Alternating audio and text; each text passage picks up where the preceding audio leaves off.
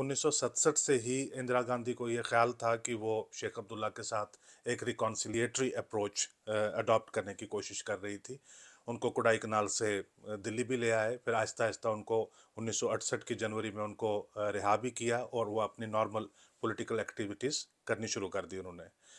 अब ये एक क्योंकि 11 साढ़े 11 साल शेख जेल में भी रह चुके हुए थे और बहुत सारी चीज़ें इस दौर में बदल चुकी हुई थी। जो खला है वो बहुत ज़्यादा बढ़ चुकी हुई थी।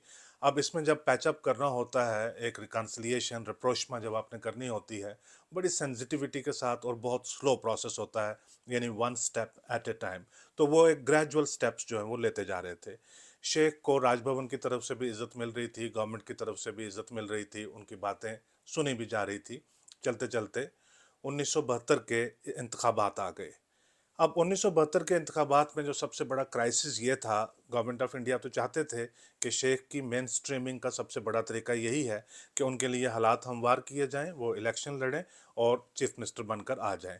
जो original separatist movement Jammu Kashmir में अगर चली है, जो ओरिजिनल जिसको ऑर्गेनिक आप कह सकते हैं काफ़ी हद तक सेपरेटिस्ट मूवमेंट, ये बात ज़रूर है कि पाकिस्तान की जो सपोर्ट है वो ज़रूर रही होगी फ्रॉम टाइम टू टाइम।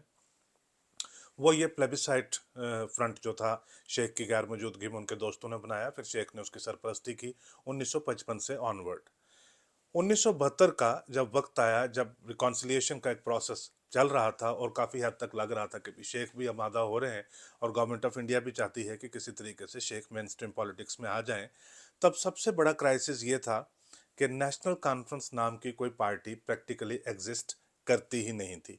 अगर आपने सारे एपिसोड अभी तक देखे हैं तो आपको इस चीज़ का अंदाज़ा लगा होगा कि जो नेशनल कॉन्फ्रेंस शेख अब्दुल्ला और उसके साथियों ने मिलकर बनाई थी, उन्हीं में से एक साथी बख्शी गुलाम मोहम्मद ने अगस्त 1953 में शेख के हाथ से छीनकर अपने कब्जे में ले ली और वो दिल्ली के साथ मिलकर